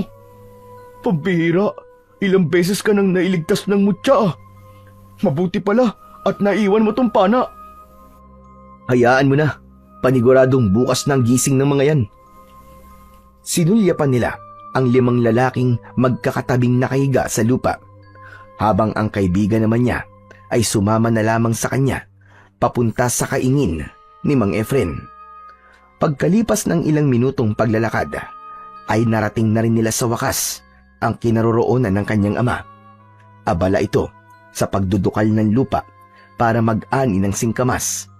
Natuwa ito nang makita si Pilo. Tumayo ito at lumapit sa kanila. Bakit naman isinama mo pa si Pilo, Arturo? Tay, kusa po siya sumama sa akin eh. Balak daw po niyang tumulong sa atin. Abay, mabuti naman kung ganun at nang maagang matapos ang trabaho ko. Masaya silang nagtrabaho sa bukid ng mga singkamas at hindi nila namalayan ang oras. Inabutan na sila ng dilim sa bukid. Balak na nilang tapusin ang pag-aani dahil hindi pwedeng abutin yun ng kinabukasan. Kaya naman, saktong naasikaso na nila ang mga singkamas. Nag-aya na ang kanyang ama na ipasok sa loob ng maliit na kubo ang inani nilang singkamas. Pagpasok ni Arturo sa silid ng imbakan, bigla siyang nakaramdam ng pag-iinit ng kanyang katawan. Butil-butil ang pawis sa kanyang noo. Tol, parang ang init ng pakiramdam ko sa lugar na to. Baka naman uulan. Kaya ganyan ang pakiramdam mo, maalinsangan. Hindi naman malalim ang sugat mo sa balikat eh. Wala ka rin naman lagnat. Pero, tol, pinagpapawisan ka ng malamig. Bakit, Pilo? Anong nangyayari kay Arturo? Bigla po kasing sumama yung pakiramdam niya, Mang Efren. Baka naman nanibago lang ang katawan mo, anak. Dahil ngayon ka lang naman tumulong sa akin sa pag-aani ng singkamas eh. Tama po kayo. Baka nga po nanibago lang po ang katawan ko. Ay, siya nga po pala, tay. Dito na kayo magpalipas ng gabi, ha. Dadaanan na lang po namin kayo dito ni Pilo. Balak po sana namin ngayong mga aso eh. 2 gabi na po kasi kaming walang naibibigay sa mga katribo natin. Pambihira ka talagang lalaki ka, oo. Hindi ka pa ba nadadala sa nangyari sa inyo kagabi, ha? Baka mapahamak na kayo. Tay, pagbigyan niyo na po kami. Di ko lang po talaga matiis na hindi mangaso para sa mga katribo natin. Naaawa lang po talaga ako sa mga batang walang makain. Wala nang nagawa si Mang Efren nang ihanda na ni Arturo ang kanyang gamit papunta sa kagubatan. Totoong balak na naman niyang mangaso, pero mas may kailangan siyang gawin para matuntun nila ang kuta ng mga aswang. Nag-aalala lamang siya sa kanyang kaibigan dahil nadadamay ito sa kanyang misyon. Nagpaiwan ang kanyang ama sa kubo. Sila naman ay nagsimulang maglakad na papunta sa kagubatan. Habang tinatahak nila ang daan papunta sa gubat, ay biglang naramdaman ni Arturo na parang may nakasunod sa kanilang mga nilalang. Tol, bakit yun? Magtago tayo sa kakauyan. Parang merong nagmamatyag sa atin. Idiretso mo lang ang paglalakad at pagsapit natin sa tapat ng malagong halamanan, magtatago tayo. Ilang hakbang ang kanilang ginawa, kasabay ng pagsasabi ni Arturo sa kaibigan na magtago sila sa halamanan. Saktong pagkubli nila sa malagong halaman ay napansin nila ang 2 nilalang na may mahahabang kuko sa kamay. Umaangil ang mga ito na panayanlinga sa paligid. Para bang nag-uusap ang mga ito sa pamamagitan ng mga pag-angil, habang nakalitaw ang malalagari nitong mga ngipin. Nang tumalikod ang mga ito sa kanilang pinagtataguan, ay lumabas si Arturo at hinarap ang mga aswang. Hoy! Mga impakto! Kami ba ang hinahanap nyo? Humarap sa kanya ang mga kalaban habang tumutulo pa ang malapot nitong mga laway. Lumabas na rin si Pilo sa pinagtataguhan nito, dala ang matalas na itak na madalas nitong dinadala kapag nangangaso sila. Habang ang kay Arturo naman ay pana. Naunang sumugod si Arturo, sinalubong siya sa gitna at naiwasan niya ang unang pag-atake ng aswang. Gumanti siya ng pana nang malapitan sa noo ng aswang at tumagos yun sa ulo ng kalaban. Bumulwak ang dugo ng kalaban at bumagsak ito sa lupa habang nangingisay ang katawan dahil sa sakit. Misteryoso itong nasunog habang si Pilo naman ay panay ang taga ng itak sa isa pang kalaban. Tinamaan yun sa ulo, kasunod ng pagtama ng palaso sa noo ng aswang. Bumagsak naman ito sa lupa habang bumubula ang bibig na para bang nalalason. Akala nila ay tapos na ang laban, ngunit nagkamali sila dahil lumitaw sa likod ng kakawyan ang mas maraming aswang na lobo. Napaatras ang magkaibigan at makahulugang nagkatinginan. Iniisip nila ang paraan kung paano sila aatake, ngunit nagulat sila nang sabay-sabay na umatake ang mga aswang sa kanila. Lumundag ang unang aswang sa kinaroroonan ni Arturo at nakuha nito ang pana. Tinamaan siya ng kalmot sa dibdib at naghilom yun. Natakot ang mga aswang sa nakita at kumaripas ng takbong mga ito hanggang maglaho sa madilim na bahagi ng kakahuyan. Agad namang nilapitan ni Arturo ang kaibigan. Sa kanya dinampot ang nabitiwan na pana ng mga aswang.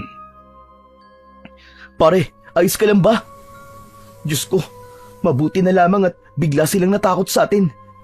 Hindi dapat kitang isinama rito, pare. Kung may mangyaring masama sa'yo, baka hindi ko mapatawad ang sarili ko. Tol, ano ka ba? Bakit mo sinasabi yan? Naalala mo bang kasama ako na sinabihan ni Diwatang Ada na palagi kitang tutulungan at hindi kita iiwan? Magkaibigan tayo, kaya walang iwanan. Pasensya ka na, Pilo. Natakot lang ako nang makita kang muntik mapahamak kanina eh.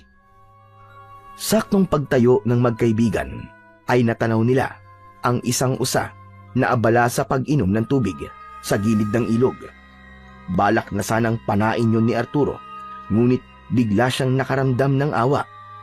Nagtaka naman ang kanyang kaibigan sa biglang pagbaba niya ng pana at napaupo sa gilid ng punong pinagtataguan nila kanina. Oh, tol, ano nangyari? Bakit hindi mo pinana ang usa? Parang hindi ko na kayang mangaso ng mga hayop, tol.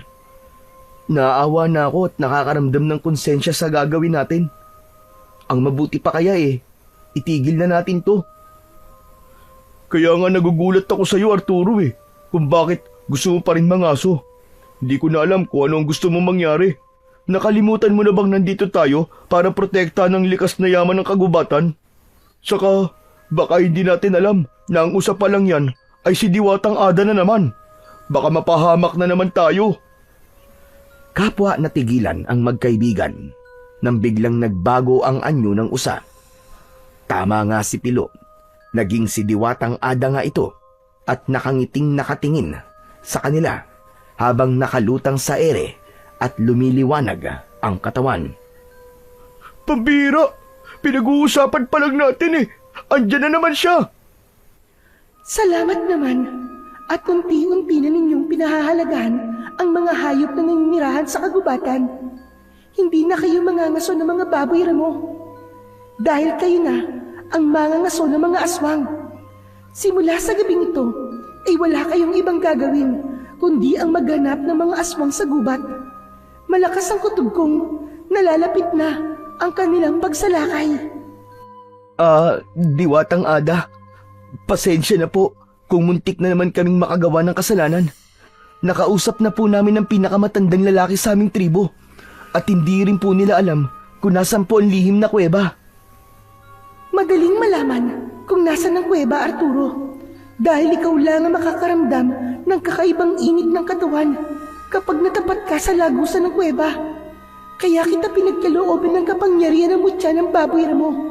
Dahil ang gusto ko, ikaw mismo makatuklas sa lagusan ng kuweba. Teka, sandali lang po, Diwatang Ada. Sa kubo po, bigla po ako nakaramdam ng init ng katawan na para bang sinisilaban po ako ng apoy. Opo. Totoo po ang sinasabi ni Arturo.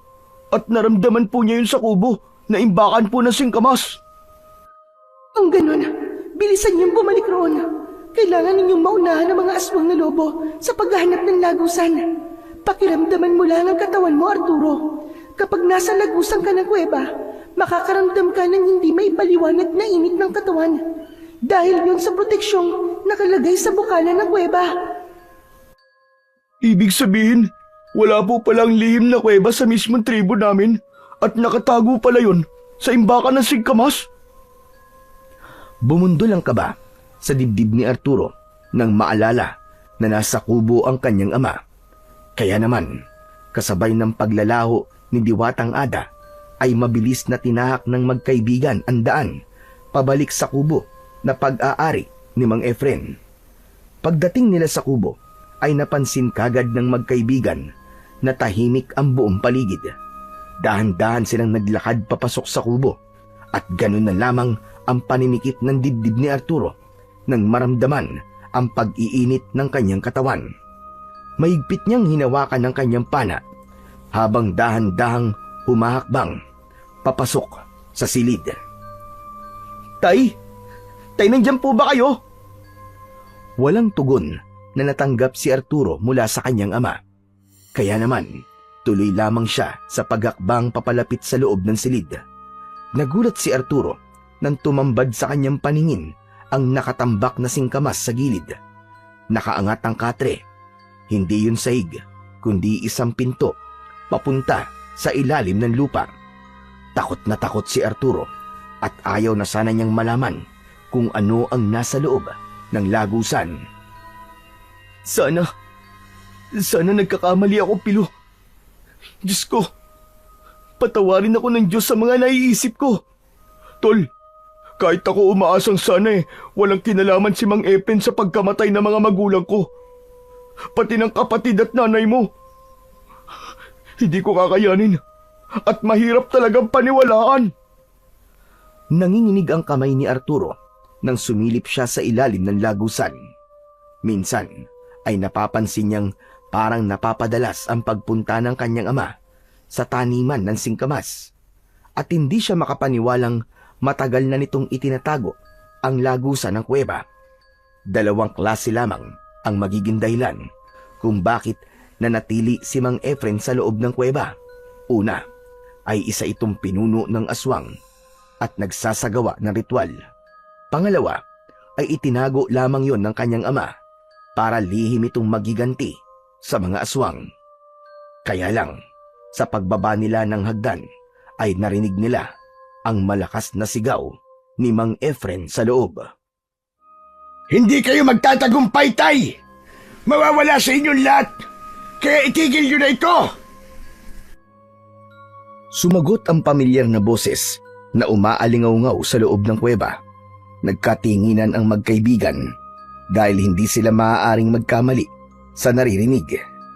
Tinawag ni Mang Efren na tatay ang may-ari ng boses na walang tigil sa kakatawa hanggang sa tuluyang nakababa na ang magkaibigan sa saig ng kuweba at nakita nila si Mang Efren.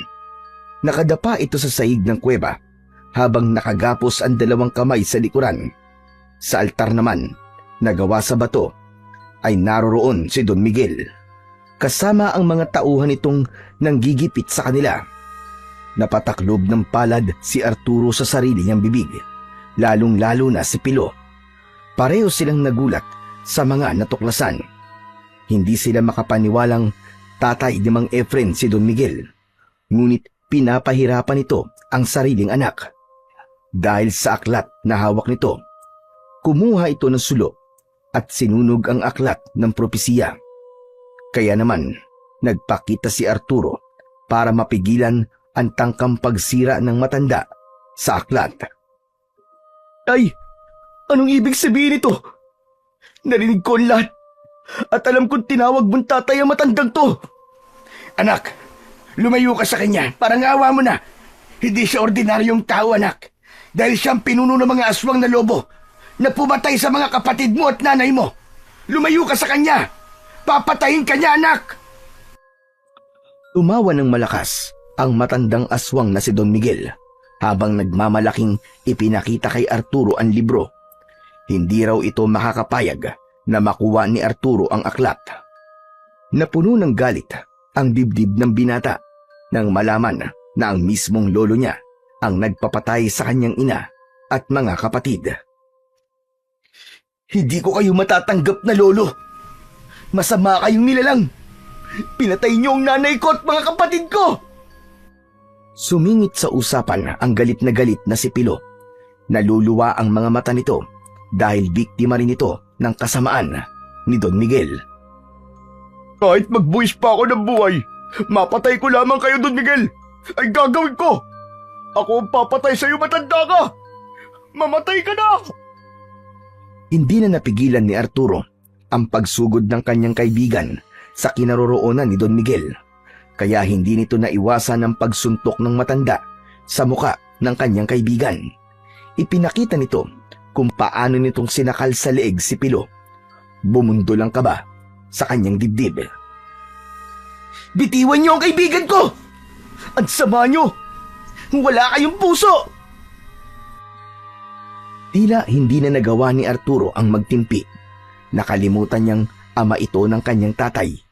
Kaya naman, hinila niya ang tali ng kanyang pana at pinuntirya niya ang noo mismo ni Don Miguel. Mabilis siya na nasalo ni Don Miguel. Saka nito binitiwan ang nasakal na si Pilo. Bumangon si Mang Efren at humarang ito sa harapan ni Arturo. Huwag mong saktan ang anak ko. Pinagsisisihan kong tinanggap kitang ama ko. Kampung ka na kadiliman. Wala kang kwentang ama! Mas lalo lamang nagalit si Don Miguel at inutusan nito ang mga alagad na umatake sa kanilang kinaroroonan. Tila hindi nito inisip na anak nito si Mang Efren. Nakangisi pa itong nakatingin sa kanila habang pinagtutulungan sila ng mga alagad nito. Itinulak ni Arturo ang kanyang ama at inihagis niya rito ang kanyang pana. Tay! Gamitin niyo po kapag kinakailangan! Nilapitan ni Arturo ang kanyang ama at kinalagan niya ng tali si Mang Efren. Bago niya hinarap ang mga kalaban, naramdaman niya ang pag-iinit ng kanyang katawan habang nakatingin siya sa gawin ni Pilo. Walang malay ang kanyang kaibigan sa isang tabi. Isang malakas na paglitaw ng liwanag sa kamao ni Arturo ang nagpatigil sa mga kalaban. Lumitaw rin ang 2 pangil ng baboy ramo sa kanyang kamay at inihanda niyang gamitin sandatayon laban sa kampon ng kadiliman. Subalit hindi natakot ang kanyang lolo Miguel. Sa halip ay natuwa pa ito at sinabing hindi raw ito mahihirapang hanapin ang bagong tagapagmana sa mutya ng pangil ng baboy ramo. Anak, mag-iingat ka.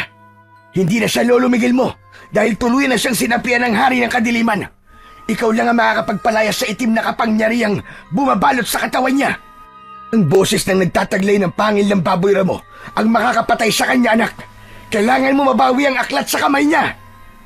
Tumawa ng malakas si Don Miguel at sinenyasan ang mga alagad nito na sumugod sa kinaroroonan ni Arturo. Sabay-sabay na umatake ang mga kalaban sa kanya at mabilis siyang umatake rin ng pagsugod sa mga ito. Paikot niyang sinaksak ang mga kalaban gamit ang matulis na pangil ng baboy ramo. Bawat tamaan ng kanyang sandata ay bumabagsak ang mga ito sa sahig ng kuweba habang umaangil. Ngunit nagtataka siyang bumabangon ang kalaban sa tuwing tinatamaan niya ang mga ito. Tila hindi tinatablan ng kanyang sandata ang mga kalaban. Naramdaman ni Arturo ang paghawak ng mga aswang sa tigkabilaan niyang mga braso. Ngunit tinulungan siya ng kanyang ama nang isa-isa nitong pakawalan ang palaso at tumama yon sa ulo ng mga aswang. Tumagos yun hanggang sa batok ng mga ito. Muling bumagsak sa saig ng kuweba ang mga kalaban habang umaangil. Ngunit laking gulat nila nang makitang bumabangon na naman ang mga aswang na lobo at pasugod sa kinaroroonan ng kanyang ama. Tay! Ano po nangyayari? Bakit hindi po sila tinatabla ng sandata ko? Dahil hawak ng pinuno ang aklat ng propesiya at nabasa niya sa aklat kung paano lalabanan ang epekto ng kapangyarihan ng mutya ng pangil ng baboy ramo. Tay! Kailangan niyo po makalabas dito. Umalis na po kayo. Mukhang hindi ko na po sila kayang labanan. Masyado na po silang malakas. Hindi kita iiwan, anak. Kahit anong mangyari, patutunayan natin na hindi sila magtatagumpay. Kailanman na hindi sila mananalo laban sa puwersa ng kabutihan. Kaya anak, mag-focus ka lang kung paano mo mababawi ang aklat. Kaya mo yan! Lumaban ka, anak! Nakita ni Arturo na sinusunog ng matanda ang aklat. Kaya naman, mabilis siyang tumakbo sa kinaroroonan ng matanda. Agad siyang lumundag para bawiin ang libro, ngunit nasalo siya nito gamit ang malalaki nitong kamay. Nasakal siya ni Don Miguel. Hindi siya makagalaw dahil sa kakaibang lakas nito. Umangat ang kanyang paa sa saig ng kuweba habang ang kanya namang ama ay tumakbo papalapit sa kinaroroonan ng mga ito. Pinana nito ang binti ni Don Miguel, ngunit hindi nito pinansin ang bumaon na pana sa paa nito.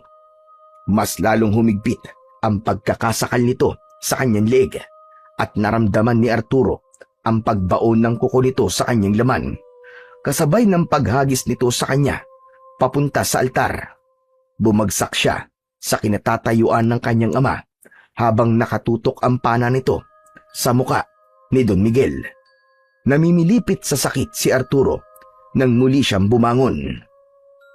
Arturo anak, ikaw na lang ang umalis. Isama mo si Pilo at sunugin mo ang kubo.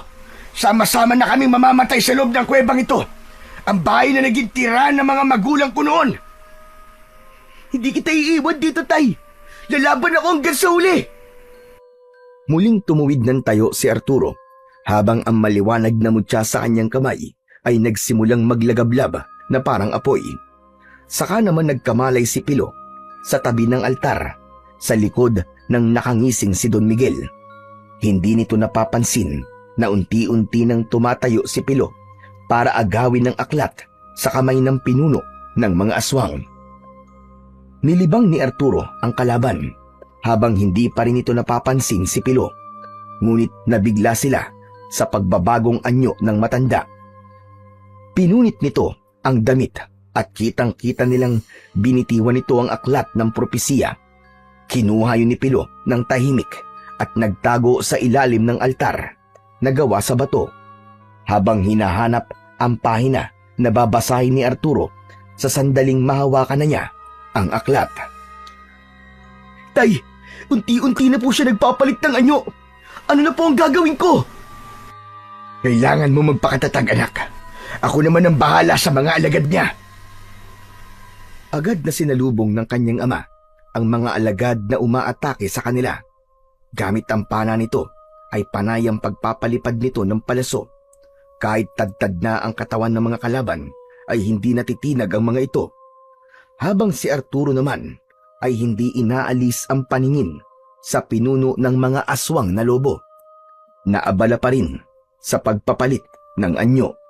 Hindi man niya kayang patayin si Don Miguel, subalit gagawin niya ang lahat para mawala ang itim na kapangyarihan ng dilim, para mawala ang sanib nito sa katawan ng kanyang lolo. Humaba ang bibig ni Don Miguel hanggang sa maghugis yun na para sa asong gubat. Kasunod ng paglitaw ng malaalambre nitong balahibo. Ang kamay at braso na nababalutan ng balahibo ay kitang-kita niyang tinubuan ng mahabang kuko sa daliri. Kasunod ng paglitaw ng malalagari nitong mga ngipin at buntot na nakabaluktot na parang karit. Nang ganap ng aswang na lobo ang matanda, ay umangil ito ng malakas habang titig na titig sa kanyang muka. Agad itong sumugod sa kanya at hindi niya inaasahan na haharang sa unahan niya ang kanyang ama. Ito ang tinamaan ng unang kalmot ng aswang. Bumagsak ang kanyang ama sa sahig ng kuweba. Pagkatapos, hinagis ni Pilo ang aklat. Iniwasan na muna ni Arturo ang pag-atake sa kanya ni Don Miguel at sinubukan niyang saluin ng aklat na inihagis sa kanya ni Pilo. Binasa niya ang pangalawang pahina ng aklat. Malakas na malakas ang kanyang pagkakabigkas at bawat salitang lumalabas sa kanyang bibig ay napansin niyang tila nasasaktan ang mga kalaban. Kaya naman, nang matapos si Arturo sa pagbabasa ng mga salitang nakatala sa lumang aklat ng propesiya, lumitaw naman ang naglalagablab niyang kamay na may hawak na mutya ng pangil ng baboy ramo. Inuna niyang atakin ang mga alagad nito. Mga hayop kayo! Ito na ang katapusan nyo! Pagbabayaran na ninyo ang kasamaan na ibinigay nyo sa pamilya ko! Ubod lakas na ibinaon ni Arturo ang kanyang sandata sa alagad ng matanda at bawat tamaan ng pangil ng baboy ramo ay kagad na nasusunog ang mga ito at namamatay. Habang ang iba naman ay bumubula ang bibig habang nagkikikisay ang katawan. Biglang tinablan ng mga ito ng kanyang sandata matapos niyang mabigkas ang mga salita sa libro. Ubod lakas na umikot sa ere si Arturo at tinamaan niya ng saksak ang nag-iisa na lang na alagad ni Don Miguel. Galit na galit ang pinuno ng mga aswang na lobo na sumugod kay Arturo habang ang mga mata ay naglilingas na parang apoy. Wala na ang mga alagad mo, tanda! dahil tinatabla na sila ng kapangyarihan ko. Kaya ikaw naman ang humanda sa akin ngayon. Tila merong ipo-ipong hangin ang bumalot sa katawan ni Arturo at saktong paglapit sa kanyang kinaroroonan ng pinuno ay binalot niya ito ng malakas na liwanag sa katawan. Kasabay ng pagsaksak niya sa braso nito gamit ang pangil ng baboy ramo, idagdag pa ang nakabisado niya ng salita na nakatala sa aklat ng propesiya ng mga aswang. Mula sa harap ni Arturo ay tanaw niya ang kulay itim na usok na gustong humiwalay sa katawan ng matanda. Kaya naman, sinaksak niya sa leeg ang kulay itim na usok na gusto pang bumalik sa katawan ni Don Miguel. Inulit ni Arturo ang pagsaksak sa kulay itim na usok at kita niyang nasasaktan ito. Hinila niya ang braso ni Don Miguel at tuluyan ng nakawala ang matanda sa nakabalot na itim na kapangyarihan ng hari ng kadiliman. Pino, dalian nyo! Lumikha kayo ng ingay upang mabingi ang kulay itim na usok at hindi siya makatakas sa kuwebang ito para hindi na siya makabalik sa katawan ni Don Miguel. Bilisan nyo! Si Pilo ang bumayo ng palo sa batong altar gamit ang itak nito. Umalingaw-ngaw ang ingay sa loob ng kuweba.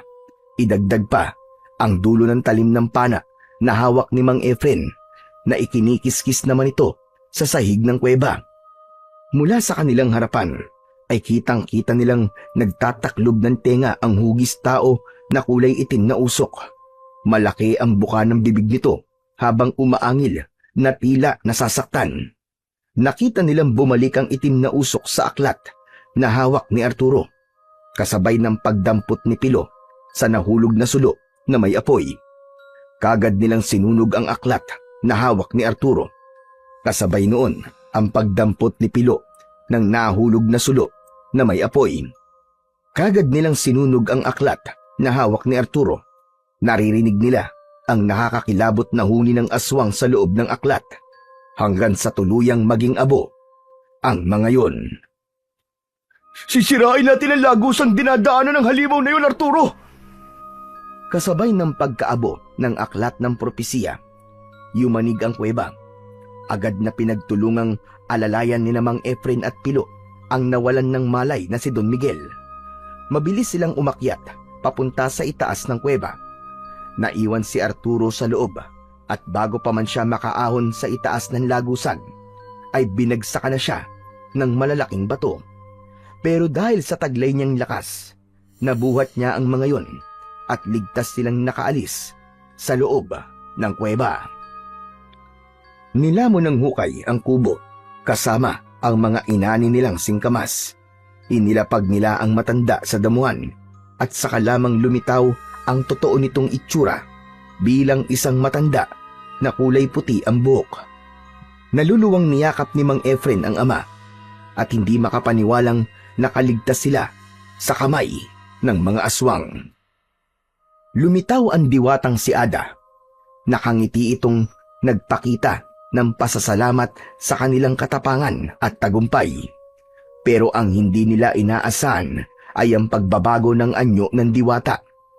Naging si Lolo Bagani ito na nakangiti sa kanila. Nakaawang ang bibig nila at hindi makapaniwala sa hiwaga na kanilang natuklasan. At ang buong katotohanan na matagal na silang ginagabayan ni Diwatang Ada. Ikaw? Ikaw po, Lolo Bagani? Ang diwatang si Ada? Matagal na akong diwata ng tribo natin na po. Ako si Ada, ang diwatang tumulong sa inyo para malabanan ng mga aswang. Kaya po pala alam yun tungkol sa mga pinaggagawa namin sa gubat. Dahil isa po pala kayong diwata. Kaya alam din po ninyo ang tungkol sa paghahanap namin ng kuweba. Pambihira. Hindi talaga kami lubos sa makapaniwala. Patawarin niyo ako, Pilo, kung kinailangan kong magpanggap na pinakamatandang pinuno sa tribo niyo para matulungan ko kayong lahat. Mabuti kayong tao, kaya kayo ang napili kong protektahan. Pero sa ngayon, nawala na ang kampo ng kadiliman. Panahon na para bumalik ako sa dati kong anyo. Lahat sila ay hindi makapaniwala na ang matandang inaakala nilang ordinaryong tao ay isa palang diwata na nagmamatsyag lamang sa kanilang lugar at lihim na tumutulong sa kanilang tribo. Bumalik sa dating anyo si Lolo Bagani bilang si Diwatang Ada. Si Don Miguel naman nang magising ay walang maalala sa mga nangyari. Ang tanging naaalala lamang ng matanda ay kung paanong hindi sinunod ni Mang Efren ang pagtatanim ng singkamas. Isang alaalang nangyari nung bata pa si Mang Efren. Nagkatinginan ang mag-amang Arturo at Mang Efren dahil katulad niya ay isa rin pala itong matigas ang ulo.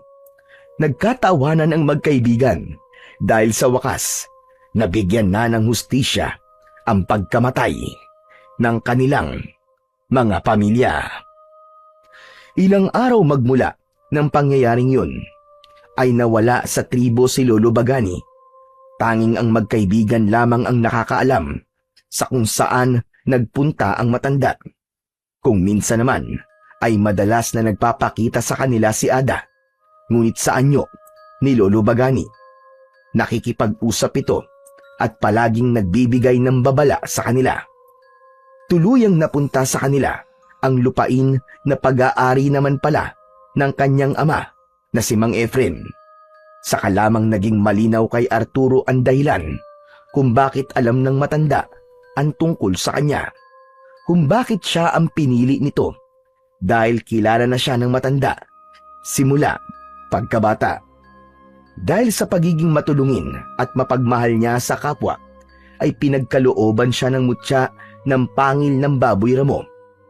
Sobra siyang nagpapasalamat kay Lolo Bagani sa pagbibigay sa kanya ng kakaibang kapangyarihan at pana na magagamit niya sa pangangaso, hindi ng hayop, kundi ng aswang na manggugulo sa kanilang tribo.